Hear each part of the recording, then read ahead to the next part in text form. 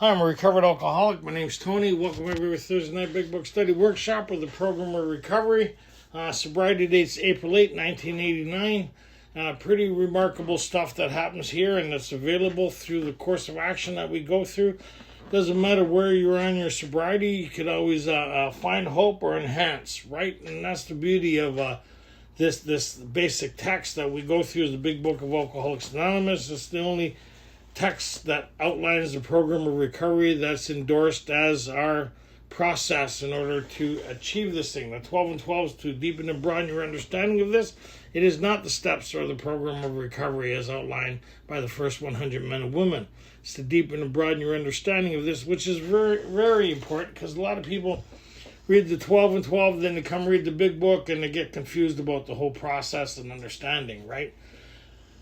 When where we're at and where we're going, we're just finishing up step 4, which is an exciting thing, right? Like if you got good sponsorship, it's one of those things that you hear a lot of people that, oh my God, the 4th step. Well, you kind of miss the understanding of it. If that's your understanding is a fearful endeavor, then you kind of miss the whole idea of this thing, right? Because it's really a fact-finding, fact-facing process, and it's to enable us to have an experience that the first 100 men and women talked about, eh? So, which is really, really interesting here. I'm just trying to mute this person here. I can't seem to do it. So, whoever has the ability to mute, can you mute Christine? Thank you very much, because otherwise it interferes with the meeting. And thank you for everybody that's participating, helping out. We haven't been mentioning it, but we have the 7th tradition. We're self-supporting through our own contributions. That'll be in the chat later. It helps pay for, well, it does. It pays for the Zoom meeting and stuff like that. What's ever left over, which is hardly ever, we send to central office or buy books for people or literature to help out people who are in detox or treatment centers or stuff like that and carrying the message. So going back to what we're talking about, like this whole process is not about beating ourselves up, right? It's about. Could somebody give me the power here to I'm mute? going to do it. That's Alan. Yeah, thank you. There we go. Thank you. So it's one of those things that when we understand the purpose of the 4th step and we understand the purpose of the step, it's a pretty exciting endeavor to realize there's hope for a situation that we're hopeless in. Right, to realize that we could have a different experience, to realize that not only us have a different experience, but everybody around us could have a different experience, right?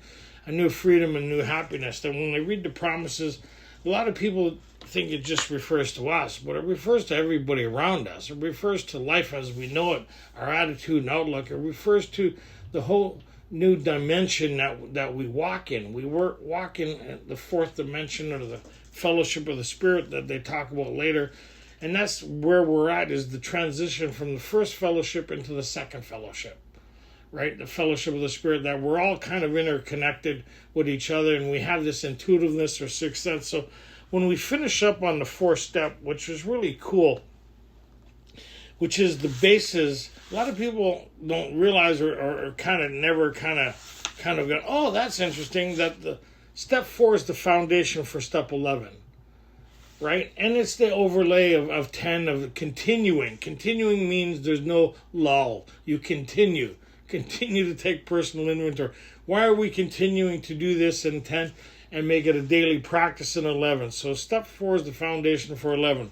Well, as we back up and see the purpose of Step 4 is to discover the obstacles about the obstacles in our path, right? The things that block us off from this power. So when you look at page 64, it talks about, though our decision was a vital and crucial step, it could have little permanent effect unless at once followed by a strenuous effort to face and be rid of the things in ourselves which had been blocking us from what? From this power. Where do we get access to this power? Well, that's what this book is about. So when we read on page 45 that lack of power was our dilemma, and where and how were we to find this power, well, that's exactly what this book is about. And in step 3, we made a decision to pursue this experience, or we move from an observer or an intellectual or from the intellectual process into an experience. Because a lot of people have an intellectual process or understanding of the steps. Any meeting, how many people have been to a meeting over the last little while? Right? You'll have people talking about the steps who have never done them. Right? They'll talk like they've done them because they've heard somebody else talk about them, and they're reiterating what they heard from that last person. But if you ask them to show you the process or how they came to that determination, they wouldn't be able to. We all done it. It's the chameleon, right? We hear one thing at one meeting, we're sharing it at the other meeting. How many people has done that here? Right? So there's a lot of difference between an understanding and having an experience, moving from the cheese factory into the power source, right? That's deep down within. So we find out on 64 here is to rid ourselves of these blocks. Then they talked about the mechanism that we need to learn how to incorporate within our own thinking or process in life. And that's where they talk about, therefore we started upon a personal inventory. Then they talk about fact-finding, fact-facing process, a commercial inventory, or a business inventory. What they're saying is we have to have the ability to see things correctly and honestly. If we're going to be successful, or if our business is going to be successful, we need to have a different way of looking at things. We need to take stock about the value or the things we hold value to or energy to, or the things that we carry that are actually stumbling blocks in our life, the reliving, the refeeling, right? And so what they talk about is it's really hard to explain spiritual principles and how they create an access to power. So they're going to show you how to access these principles through the application of this process, right? And so they talk about here, we did exactly the same thing with our lives. We took stock honestly.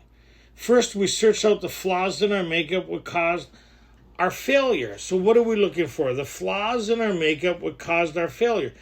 Being convinced that self manifested in various ways which had defeated us, we considered it as common manifestations.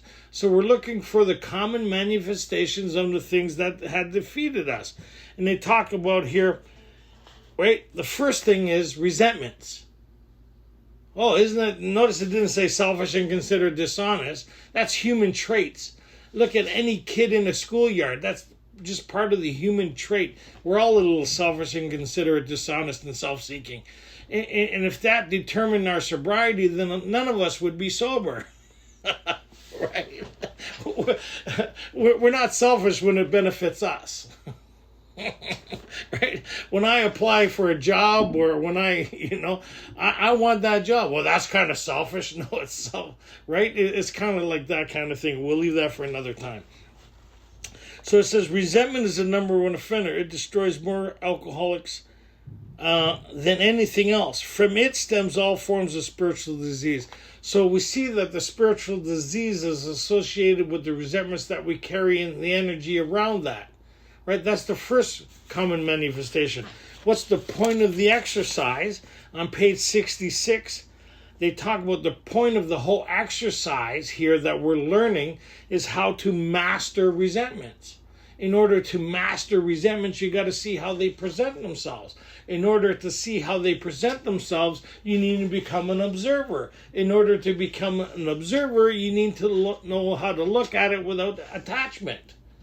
And you see how these things are the cause to all our problems. They talk about it up here. It is plain that a life which includes deep resentment only leads to fertility and unhappiness. To the precise extent that we permit these, do we squander the hours that might be worthwhile. But with the alcoholic, whose hope is the maintenance and growth of a spiritual experience, right? This business of resentment is infinitely grave. We found it is fatal. For when harboring such feelings, underline that. Because remember, they're considering the common manifestations. So what they're saying here, as we go through this exercise, we see the energy that's attached to these feelings, emotions, and ideas, right, that accumulate from the past, or they rise up in us, give an instinct-based anxiety, fear-ridden, fight or flight kind of response. Anybody? Yes? No? it's interesting how our attachment to that is. And so when it's asking us to be an observer, it's quite interesting how we need to detach from it to see the destructiveness of it. In order to detach from it, we need to apply the prayer. And as we start to apply the prayer, we start getting relief. And that was the first access, or actually the first idea presented in step 3. Right? God, I offer myself to thee, on page 63, to build with me and to do with me as though relieve me of the bondage of self. What's the first thing we're learning here? Is to be relieved of the bondage of these things and the carrying of them and the abscesses on our spirit that these things cause, the poisoning of self that we carry, that they're kind of acts energy that's attached to us. Anybody? Yes? Anybody relive things to the past? And you notice it's like you're still living in the past, you're still there, and nothing's happening. So it's interesting, that energy, right, that story that's still attached to it. So we need to be free of this, right? So the grouch and the brainstorm, the things that happen in our mind, we need to have domain over. Most of us allow our mind to run rampant, and we're participants in our mind instead of observers. Anybody found that to be true? How many people's mind had the best of them today?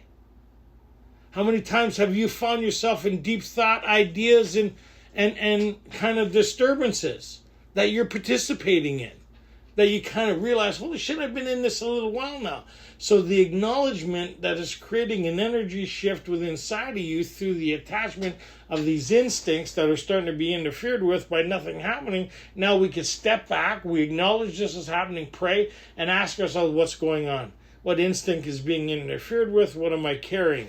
In regards to other people, it started giving us another way of looking at them. They, like ourselves, were spiritually sick.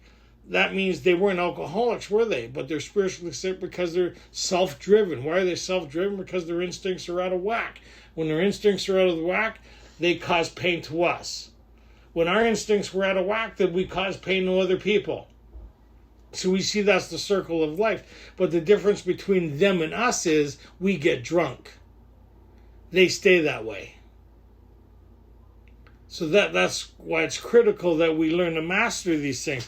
And so the next thing they talk about is really interesting is fear, right? And the acknowledgement of fear. We're not working on it. Like none of these things we're working on.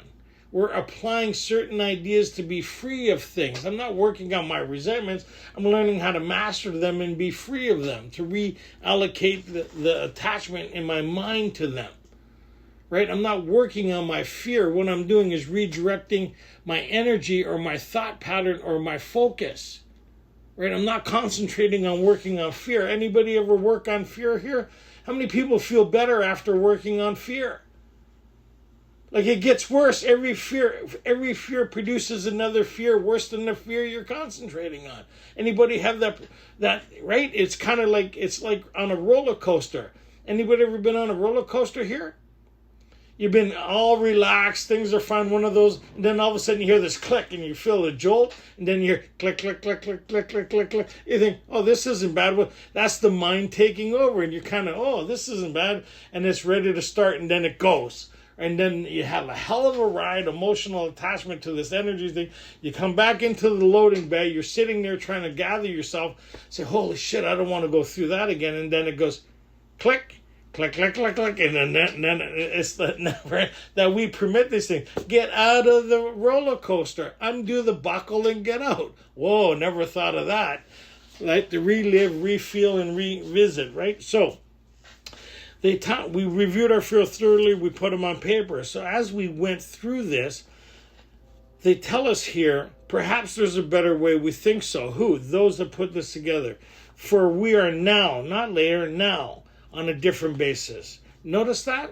So what this is telling us, the purpose of the process so far is to get connected to this power. Before it was an idea.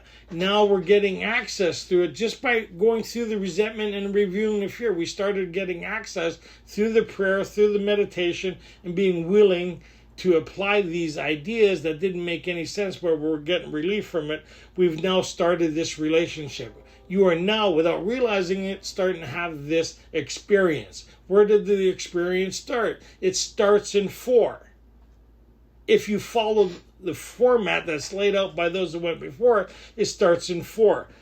Perhaps there's a better way we think so. For we are now on a different basis, the best basis of trusting and relying on God. We trust infinite God rather than our finite selves. We're in the world to play the role He assigns. What's God's will for us? To play the role He assigns. When does the assignment happen? It happens now. Goes back to page 62. Most good ideas are simple. And this is the keystone of the new and triumphant arch which we pass to freedom. And they talk about also that He is the Father, we're His children. He is the right. He's the principal, we're agent. He's the director, right? That idea of when does those ideas they happen in the now, right? They don't happen later. We need access to freedom when? Now. How many people want relief now or later? Now I'm a now kind of guy. I don't know about you people, but I want now. Oh, take this now, and in 2 days you'll feel better. Is there anything I could take now to feel better now? Am I talking to the right group of people here? Am I like, if this ain't happening now, then I'm not interested, right? So they're saying this is now. I like now. I like now. When I took a drink, I like the effect produced by alcohol. I don't even know how people could stand drinking near beer. I'd be waiting. Nothing happening. Waiting. I like the taste of my people. I like the effect. I like the taste of cold mountain spring water. I've never sat down and drank a case yet. Anyways, move on. I digress. So, they talk to play the role He assigns, just to the extent that we do as we think He would have us, and humbly rely on Him. There's a word you should kind of look up. It's an interesting word. Humbly rely on Him. Does He enable us to match calamity with serenity? So a lot of people give us the impression that we're without calamity or problem or struggles. Anybody ever get that idea?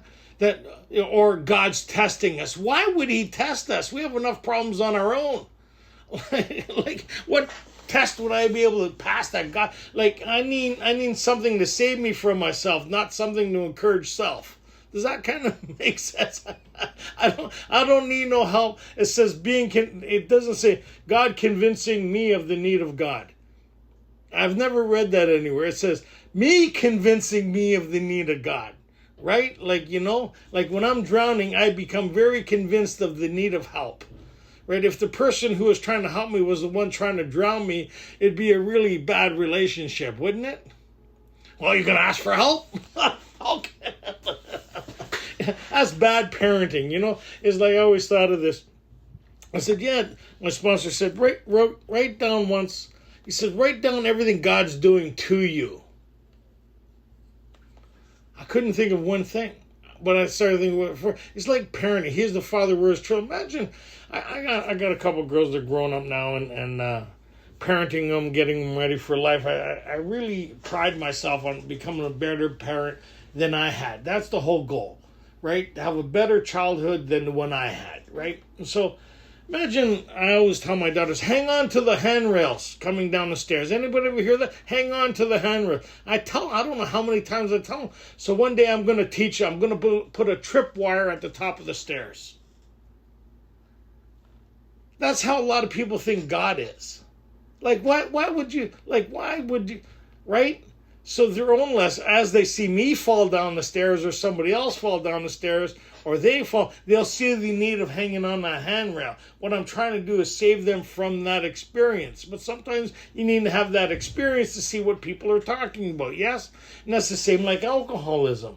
We try to get ourselves sober, and those who are of this type who haven't been able to get themselves sober explain the need of this relationship to formulate a daily reprieve, right, and a new way of going through life to be free of the obstacles that I create and the bondages that I suffer from, that I need to find relief for me better than I found in a drink. How many people would agree on that? Right? I need something better than I've ever taken on my own resource to have a better, and those of us that went before us said they've been rocketed into a fourth dimension. what I experience now is greater than I've ever experienced before in my past. The level of contentment, the level of euphoria, the level of serenity and peace is far. I remember my daughter once dropped her off on my bike, but I dropped her off at her friend's place on my bike. She goes, "Oh, my friends would love to smoke a joint with you." I said, "No, they wouldn't." No, they wouldn't, right? And I said, what you're looking for in that, I've found at a greater access. And she looked at me puzzled for us, and she thought it took her. She don't smoke now or anything. She has a pursuing the spiritual life. She found this thing that I'm talking about deep down within, greater than anything that she's experienced on the outside. She enjoys a drink here and there, but the spiritual life that she lives is far greater than what she tried to seek in pleasure with people, places, and things, and hors d'oeuvres or whatever. You know what I mean? When you're seeking relief from the things around you, you never find it. But when you find what they're talking about here, the ability to match calamity with serenity, to find in the midst of the turmoil of my own mind and the attachments around that, the ability to just take the breath in it and acknowledge there's something going on here. God, I need some help from me. And that's the recipe that we're learning without realizing we're learning it. So, and that's something we're going to develop. But this is the basis on it. And does he enable us to match calamity with serenity? We never apologize to anyone for depending on our Creator. You ever hear people in meeting apologizing for bringing up God? I would never apologize for bringing up God. If it offends you, too bad. Right? It's like me talking about my friend that saved my life. Right? If I went to a party with this is the guy that saved my life. I wouldn't apologize for introducing them. Right? Why would I apologize for God? Why would I apologize for something that I got access to that's given me a life beyond anything you could ever imagine? Why would I apologize for that? Right? I don't. So we never apologize. We can laugh at those that think spirituality, the way of weakness, paradoxically, is the way of strength. So when you start experiencing what they're talking about by getting access to this power, it creates this whole foundation within inside of ourselves where we move from the entrapments of our mind to that message that the doctor talked about of depth and weight within inside of us, that we're able to find safe harbor. That's another thing to look up. It's an interesting word, safe harbor. What do they mean by that? And that's what we find within. We find this place of safe harbor. That's why we do that exercise, and we agnostics of deep down within, that sixth sense, that entity, that voice that's always talked to us. Don't do that. Or when we've experienced depression, where we thought about this person and it gave us hope. Anybody ever experienced deep depression here and then been given hope? You ever notice that shift of energy? Nothing's changed. You're sitting in your chair, but there's a shift like that happens just by the willingness to focus. That's what they're talking about here. We have that access code now. And if we're willing to apply it, we could get relief. But a lot of us don't like to apply it right away because we like the way we feel when we feel like shit. It takes a lot of work to feel like shit. Right? It takes a lot of work. I gotta shut off the phone. I gotta sit down. I gotta lie down. I gotta not be disturbed. I really got to get this thing wound up. You know what I mean? And when I get it wound up, it's kind of like, oh my God, it's like, and then you ever see those old TV shows where they're feeding the caboose the coal? And they think, shh, that's me. I'm sitting there and the brain's just feeding it. And I'm like, looking like I'm watching a Stephen King movie. And nothing's happening and my face is getting all contorted and I'm doing it to me. I got front row seat to my mind. And it's like Stephen King and whoever, Alfred Hitchcock up there saying, you think that's bad, watch this. Oh my God, right? It's like, okay, Tony, relax here. Take a breath, breathe, back up. How I talk to myself a little different. I usually I talk to myself like, back up, fire the narrator, let's bring God into this. You're going unsupervised in a neighborhood you have no business in. And I talk to myself like that, right? Because I said, God, save me from me and save others from me was my prayer for the longest time when I was doing. So here we go. Is the way. The verdict of the ages is faith means courage. All men of faith have courage. They trust their God. We never apologize for God. Instead, that's twice. It's interesting how they said that twice in a short period, eh? Twice. Anyways, they trust their information. We never apologize. Instead, we let him demonstrate through us what he can do. Okay, so what we let him demonstrate through us what he can do. So the lifeline, the energy line that we can attach to allows us to have a different experience than an instinct-based experience. When we're instinct-based, we're full of fear and anxiety and unable to think clearly. Anybody ever experienced that? When you have fear or threaten, you're not able to think straight, and you're kind of prone to kind of confusion. Anybody? Yes? Right? So here they're saying, step back, acknowledge that this is happening, pray, right? Bring God in. God, relieve me of the bondage. Give me some help here. I need some help here. And this here develops into step 11.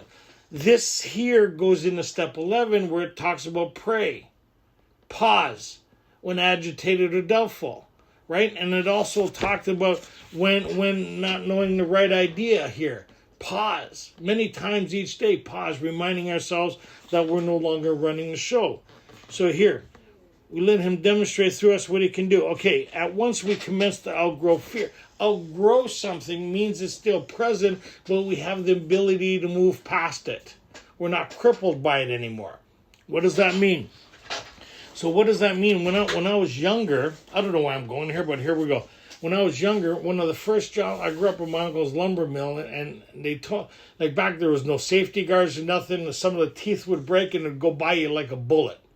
Right? It was like brutal. And so I wouldn't go up when those saws were running. I wouldn't do it. Like I was a kid. I was horrified. Some of these saws were bigger than me. Right? And there's no guard, no nothing. These guys are moving it back and forth. So I worked on the line where you sort the lumber. So then my first job I got was working, it was called packall. And it was to cut lumber all day long, right? Like plywood to make boxes for international shipping. So I went there. I'm already nervous about the idea. This little Italian guy walks up to me and goes, "Let me see your hands." So I showed him my hands. He says, "You're no saw operator." And I kind of went, "What?" He showed me his hands. My God, he was missing digits. He was missing a part of his thumb, his finger. My God, it gave me huge anxiety. So every time I'm on that saw, like I have it overwhelming anxiety on this saw. And then the long weekend came, and he worked the Monday. I came in Tuesday, and he cut the rest of his finger, like more than one. This guy cut the rest. So anyways, I have this underlying fear of that happening. Why wouldn't I? That's natural. So that could cripple me to the point where I don't use the saw no more. Right? Like I try to avoid it. But when I pray, right, or use the principles necessary, I never have to worry about that if I engage in certain principles and ideas. That means the awareness and the fear is still there, the anxiety, but I'm able to cut with the idea of as long as I practice certain principles and ideas, I'm able to do the task at hand, regardless of the anxiety and the fear that's present. Does that kind of make sense? And that's the same with any situation in life. It's like you ever see people driving a storm or a situation, they sit up, they turn the radio down, you ever notice? And everybody looks forward. It's just like a bird dog on a hunting mission. Everybody's looking forward, everybody's quiet. And seatbelts are tight and you're driving. You have fear of the situation, but you practice certain principles that you learned and that's the same like here. Now we're applying spiritual principles to the application of the disturbance that's happening inside of me. In order to do that, the first thing it talks about here, right? We ask him to remove our fear. In order to ask something to be removed, what do you need to do? You need to acknowledge it's happening, yes? And that's what we develop in 11. Here they're giving us the outline or the recipe. So, right, we learn to do that in 11. So, then we get into relationships. And they say we treat this as any other problem. Bottom of 69, right? Whatever our idea turns out to be, we must be willing to grow toward it. So what we're doing is we're getting a foundation to how we would like our relationships to be, right? With people, places, and things. You don't just have to be with a partner. It could be in all areas. and I'm willing to move toward those things. In order to achieve those things, I need to become those things. Yes? So in order to do a correct step 4 is I see how my conduct in the past has created all my problems, guilt, shame, and remorse, and how I'd like that to look different, and to be a participant in the relationships that I can enhance instead of destroy. Right? I got a good idea now where the problem is and how I created a lot of these problems that I have. Now I also have the recipe how these things could start looking different. And so on page 70, they talk about here is that we're going to have problems, right? And every area with the resentments, with the fears, with the conduct, because a lot of these things were the solution to our basic instincts. Anger, resentments, fears. We used to call them assets, but somewhere along the line they become liabilities, right? And so they talk about here, suppose we fall short of the chosen idea and stumble, right? Where self takes over. Why would self take over? Because lack of power. So we're getting back to that place where the spiritual kind of experience is starting to diminish. I understand that because I'm doing things that I don't want to do, and I don't have the power to negotiate or change these things that are happening within inside of me, and I'm being driven by them again. Right? I see that. I'm in conflict with myself and what I'm doing, but I can't stop. Anybody have that experience here? Right? From all the way from arguments to jobs to people. I see that in a lot of areas, but it could be especially in certain areas that cause me guilt, shame, and remorse, right? So I'm able to kind of, so be willing to move toward these ideas. So what's the idea here? The resentment idea is I want to be free of these things. The fear idea is I don't want to be crippled with these things. The relationship idea is I want a new experience. So I have the old way, Tony on a non-spiritual basis, what we used to be like, right? And they talk about spiritual progress and how it works, right? We claim spiritual progress. This is where the spiritual progress is determined. Why? Because now I have a spiritual access to create change. Before I just had self playing self to self. It meant I'm just prolonging the inevitable. It's like somebody walking into a store and thinking about stealing everything and leaving and telling everybody, I didn't steal nothing, but you're still thinking on stealing. It's just a matter of time before you steal something. Right? Just you still have the mind of a thief even though you didn't engage it. It's like being mad at somebody and not...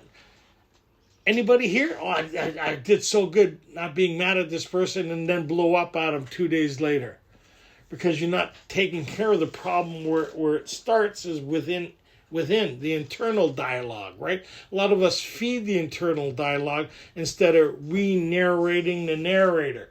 So you see you're going to have the old narrator and you're trying to reiterate the new one. In order to do that, the more access I get the power, the more the other voice becomes quiet and non-existent, and the more intuitive I have of living these things that we develop in Levin. So I don't know why we went there, but we went there. So it talked about if we've been thorough about our personal inventory, we've written down a lot. We've listed and analyzed our resentments. We're analyzing them. Where do these stuff? It doesn't come from my selfishness and inconsideration. They're vehicles that I express these problems with. Where they come from is my self-esteem, my security, my ambitions, my social, these things that make me human, right? And our basic instincts to life, right? Some of them, and when they get out of whack is when I start interfering with people, places, and things. And I create myself problems by engaging in things that kind of not necessarily beneficial to me or anybody around me, but I didn't know that. Because I saw the benefit of it, but it worked toward my demise instead of my betterment. And we see that now in the fourth, yes? It took the fourth to see it. So when they talked about here over on page 62, they talked about, on page 60, is being convinced we're at step 3. And the first requirement is that we be convinced that any life run on self-will can hardly be a success. Now we're getting convinced of that because I see it. I could see it where I couldn't see it before. All I seen was the effects of my life and it wasn't but how can I change it? Now I could see how I could change it through an alternative course of action or an alternative process.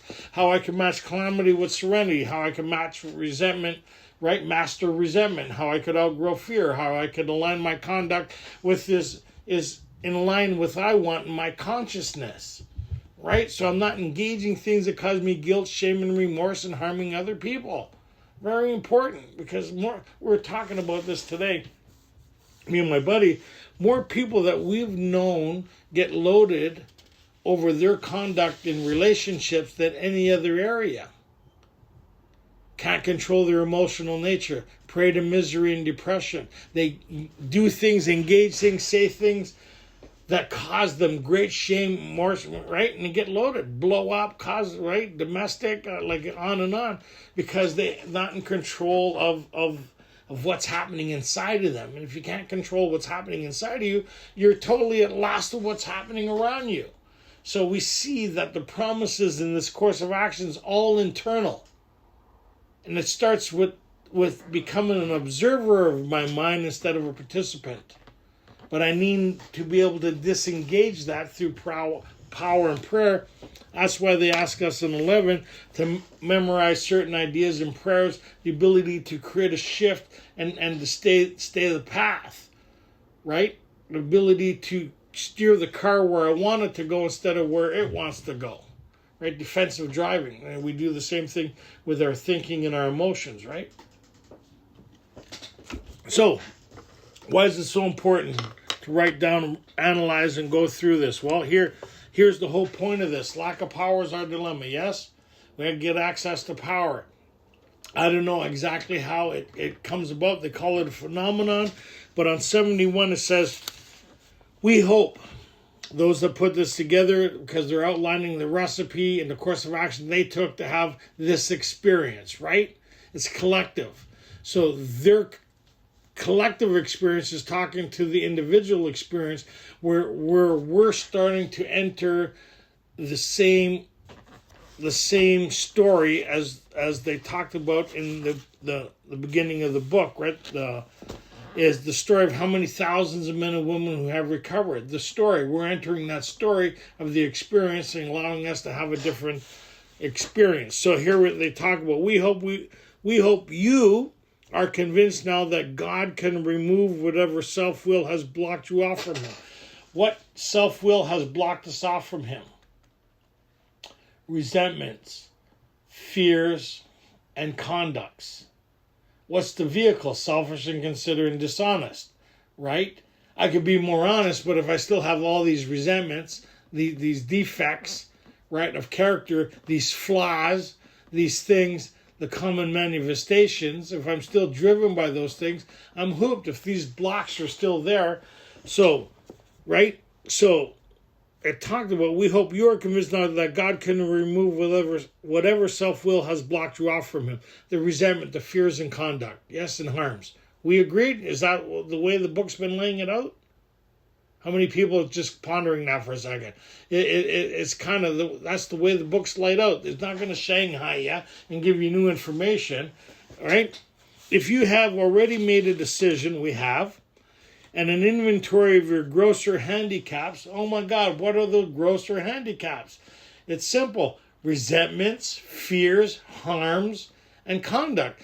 Because we're always going to have some level of selfishness, inconsiderate, and dishonesty. Always. And if that was the deciding factor whether I get drunk or not, I would be in trouble today. Right? I cut up a piece of plywood, the fire plywood, and I cut it at the wrong dimension. So I went and hid it over with the other stuff, and I started using another sheet of plywood, and it started bothering me because it was my last day at work today, and I'm going to start another job, right? Another movie. And I said, nobody needs to know, but I know. Right? So see, who's causing this to me now? The people around me or me? I'm causing this. And it's simple. So the guy comes back over, and I said, hey, that I cut this other lumber over here. Hopefully it doesn't have to be, it's at this dimension, a little smaller than, that way, because I won't be here after today. So if you're wondering who did it, I did it. And hopefully you can still, he says, oh no, that's fine. He says, we're just mounting this equipment on it, and it doesn't really change the ability to, what we do with it. Just like that, taken care of. I ratted myself out, told on myself, and then instead of carrying the whole thing for the rest of the day. So if I would have carried it, who would be doing this to me? All the people at work and everybody around me, or me? Me. And how simple was it just to say, hey, you know what? A human who was fine. I was wearing the mask and the equipment because they're formaldehyde and ammonia and stuff I was cutting. And I just didn't see it correctly when I was using the saw, right? He said, no, not a problem. I spent an hour in my mind over something that was trivial. I know I'm the only one here. Everybody else is, at a whole new level. But see how we do that? So the block separates. I want to make excuses for my thinking and my behavior, yes, and minimize and create a story instead of just saying, hey, God, help me do the right thing. The guy came over, I just said, and it was done. And that's what they're saying here. I'm getting a recipe that I'll develop in 11. So, grocer, if you've made a good beginning, that being so, you digested, you swallowed and digested some big chunks of truth about yourself. What are big chunks of truth? How driven I am by resentments. How these things eat my lunch on a constant basis and have been for years. How they've been determining how I react to people, places, and things, and how I permit these. Because I didn't have any other way of doing it before, but now I do. I have a different alternative. Fear, how it's crippled me and robbed me of more happiness than I could ever imagine. How it's talked me out of more things that I participated in and didn't see I was doing that. How many relationships it cost, how many this, how many that. So I have that recipe and I have other people. Conduct, harms, right? Fear, right? That little fear, how it created a story, right? And it's just a little thing, but yet I participated in the story instead of just, right, coming out right. So we got all that. So can remove these things. Why are they being able to remove now? Because I have the ability to access a power to create the narration of the story and the attachment to it. 90% of the resentments and fear, all that stuff got dissipated right off the hop. Now I have a recipe to apply that I'll apply in 11. So some of this stuff that I'll carry forward after my 5, whatever, will go into 6. Step 6 is the stuff from the past that I still carry. We'll carry stuff, but you won't know exactly what you're carrying until you get into what you won't let go of. So, in action, here we go. So it's very interesting how easy. We've been talking about the mind a lot, and the book talks about the mind a lot, and the real focus outside of our problem, where they started talking about the human dilemma, right? The human challenge was in we agnostics, right? And as they started talking about we agnostics, they talked about all sorts of ways we look at things, the way we process information, the way we hang on to things, how we value things, how it creates stumbling blocks within our own self, how it creates closed-mindedness, yes? Right? How a lot of us stick to our own story and we're not very open. Like, I'm very open-minded if we're talking about the same thing we agree on. You want to see how open-minded you are? Start talking to somebody you don't agree with, see how open-minded you are. Yeah, okay. So the book always goes back to what this is all about, because we think it's easy for us to start thinking it's about us working on us. It's the natural thing to do, is how can I eliminate God or this power out of here and I could take over. And me taking over means I'm overly going to concentrate on things I have no business with, which is the things in my past that I just written out my 4, right? I need to be free of these things. They serve me no good whatsoever now. The revisiting, the re-talking about, the reshaping, some of it, you may need counsel for, but once you've done it, it's our attachment to it that we still cause ourselves problems with.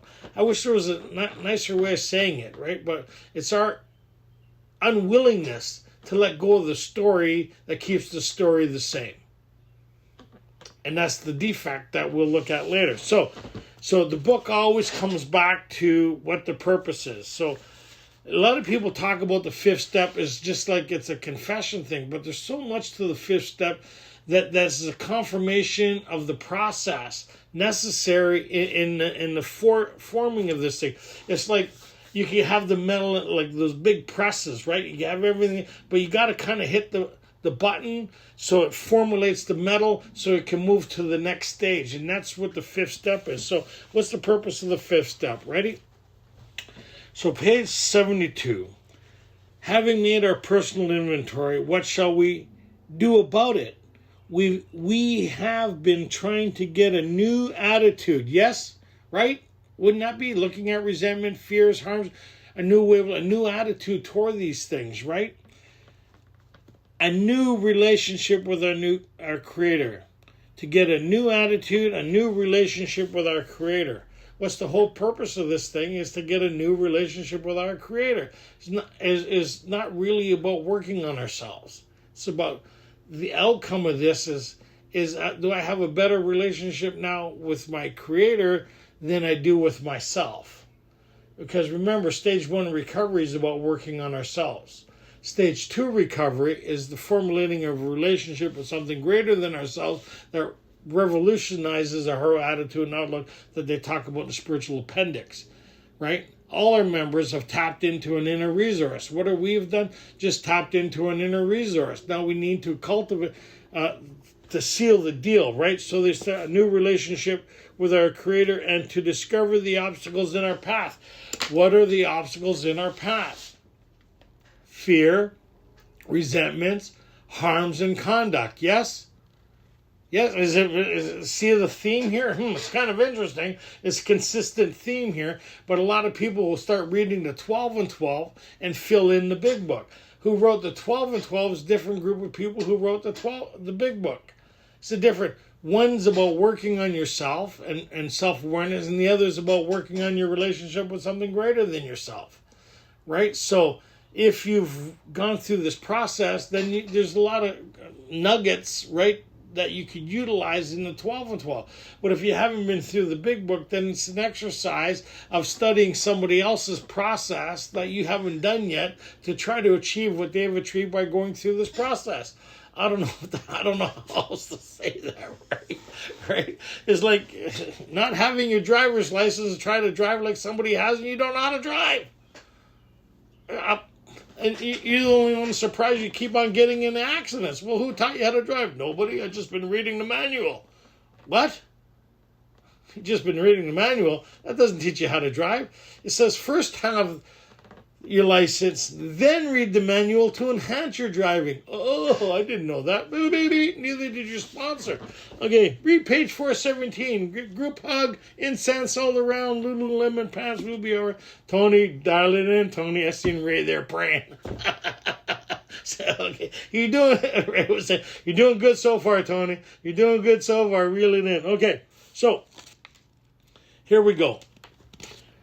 Discover the obstacles in our path. We have admitted certain defects. What are the defects? Resentment, fears, and harms. These are the defects that we carry that determine our present. The vehicles are selfishness, inconsiderate, and dishonesty. Those themselves aren't the real problem. It's the attachment to those other things. If I didn't have those other things and I was more spiritually connected, the level of selfishness, inconsideration, and dishonesty is at a minimum. It's manageable. But without the connection, those things rule my life. They're eating my lunch. And I have nothing, right? The letting go and turning it over is masking and disguising and pretending it's not happening. Is burying for even bigger outline. That's why it says a prey to misery. Prey.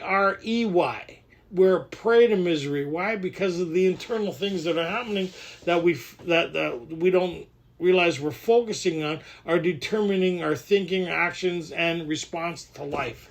Because we're instinct-based. We're not spiritually based. Now we're moving towards spiritually based living. So here's the recipe. You read this, and this is the confirmation of the sealing of the process. The 4-step, yes, it's nice, but it's just about the recipe that we'll develop in 11. The whole purpose of the 4-step is to see these big obstacles, these big problems, so we can get access to this power. Where's the light switch? So the light switch is on, but the dimmer switch is on low. Doesn't matter. The light switch is still on. We'll work on a dimmer switch later. Right? There's light, there's happening, there's a connection, there's some relief, there's some prayer, there's still a lot of argument and confusion. We've just started. Right? So now the confirmation is, they talk about here of people getting drunk at the bottom. They talk about here is pretty interesting. So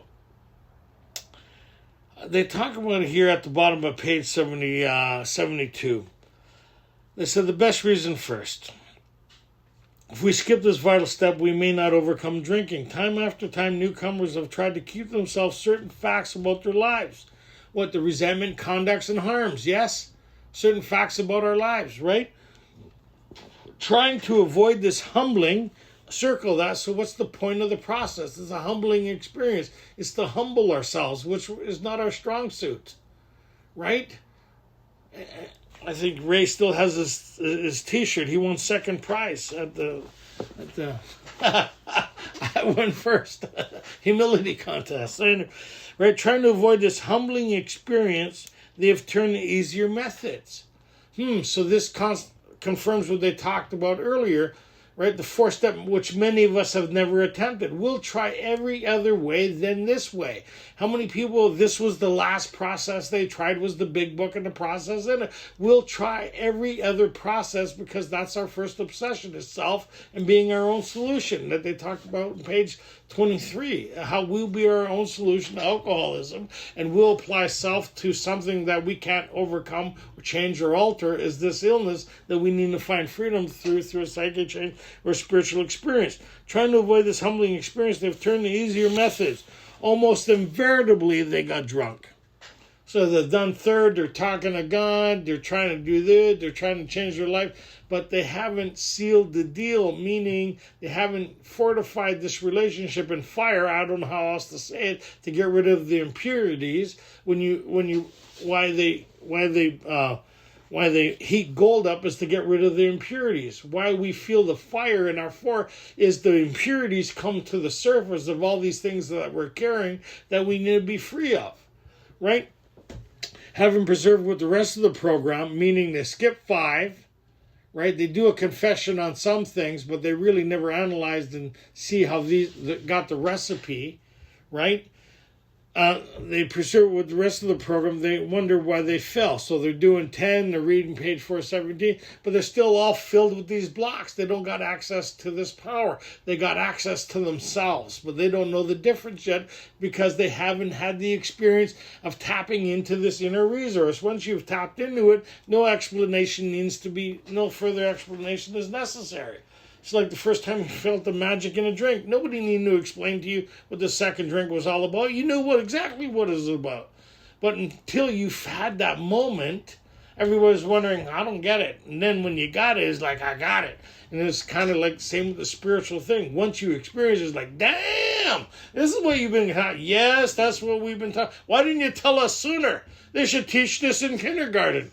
They have. You missed the class. Okay, move on. So, they never completed their house cleaning. What's the importance of the house cleaning? Is the removal of the blocks. To find out the obstacles about the truth and trade, about the stock and trade. These things that cause us emotional deformity. These things that are poisoning us, that cut us off from the sunlight of the spirit. They took inventory, all right, but hung on with some of the worst items in stock. Ready? Here's the purpose of the exercise. They only thought they had lost their egotism and fear. They only thought they had humbled themselves, but they had not learned enough of humility, fearlessness, and honesty in the sense we find necessary until they told someone else all their life story. You need the basis of the four to find out the things in ourselves that cause our problem, and then we formulate that in a life story. That means I tell the story around these things. I need to know what these things are to tell that story. Part of the process is the humility of sharing that with another human being, the uncomfortableness, the forging in fire, that connection that my life is on the line, so I'm going to share these things that I never thought I'd share, and finding the right people to do that. And that's what the rest of the kind of ideas laid out here is to do what they talk about on page 75 is when we decide who's to hear our story, we waste no time. We have written an inventory and we're prepared for a long talk. We explain to our partner what we're about to do and why we have to do it. He or she should realize that we're engaged upon a life and death errand. That's serious stuff. Not about getting drunk or getting high. We're on a life and death errand. Most people approaching this way will be glad to help. They will be honored by our confidence. We pocket our pride and go to it, eliminating every twist of character, resentment, fears, conducts, and harms. Every twist of character, every dark cranny of the past. Right? Those things that I never said I'd talk to anybody about, now I'm talking about, right? Like that peanut butter story, I'm not the only one that has it, but, you know, those I understand. Like, that's the joke that we used to say, some of you getting it, some of you getting it. I'm going to say about everything, right? Okay. Once we have taken a step withholding nothing, we're delighted. We can look the world in the eye. We can be alone at perfect peace and ease. How cool is that? Right? Our fears fall from us. We begin to feel the nearness of our Creator. We begin to feel the nearness of our Creator. May have had certain spiritual beliefs, the ideas, right? The teachings, right? But now we begin to have a spiritual experience. This thing, internally, right? The feeling that the drink problem has disappeared will often come strongly. We feel we're on the broad highway, walking hand in hand with the spirit of the universe. This is connected to page 164. Right? The same kind of thing here. The whole process is get us connected that they talk about in 10. We've just entered the world of the spirit. Our next function is grow in understanding and effectiveness. Where do we grow in understanding and effectiveness? This carries right into 11. Right? So, which was really interesting here. Returning home, we find a place where we could be quiet for an hour. How wild is that? Carefully reviewing what we've done, we've thanked God from the bottom of our heart. We know Him better, right? So they talk about here, we begin to have a spiritual experience, and this is the whole point of the exercise that we've learned from page 62 to where we are now. Ready? We thank Him. We know from the bottom of our heart that we know Him better. Taking this book down from the shelf, we turn to the pages which contain the 12 steps. Carefully reading the first 5 proposals, we ask ourselves if we have omitted anything, right? For we are building an arch which we shall pass to freedom. Remember what they talked about here on page 62? Right? They talked about here the idea of this arch, right? He is the Father, we're His children, right? Most good ideas are simple, and this concept was the keystone of the new triumphal arch, which we pass to freedom. They give us the access code to go through this archway within inside of ourselves to tap into this power where the safe harbor and freedom is. So look up that word this week, safe harbor, right? And it's really, it really fits to what we're talking about. And Ray will be chairing next week. I'll be away. And so show them a lot of love, and that'll be it. And I appreciate you guys. We're going to look at 6 and 7 over the next couple weeks and tie it into 10 and 11. Tell a friend, tell a partner. We have the 7th tradition. We're self-supporting through our own contributions, and live long and prosperous. And may the force be with you. Let's close with the 3rd step prayer, and we'll have open discussion for those that wish afterwards. What's the key ingredient to a phenomenal life? God, I offer myself to thee, to build with me and to do with me as thou wilt. Relieve me of the bondage of self, that I may better do thy will. Take away my difficulties, that victory over them may bear witness to those I would help with thy power, thy love, and thy way of life. May I do thy will always. When you see the power of that understanding of that prayer, right, thy will and thy love, that's what we carry, is that message, right? The access, but that's for another meeting. Appreciate you guys.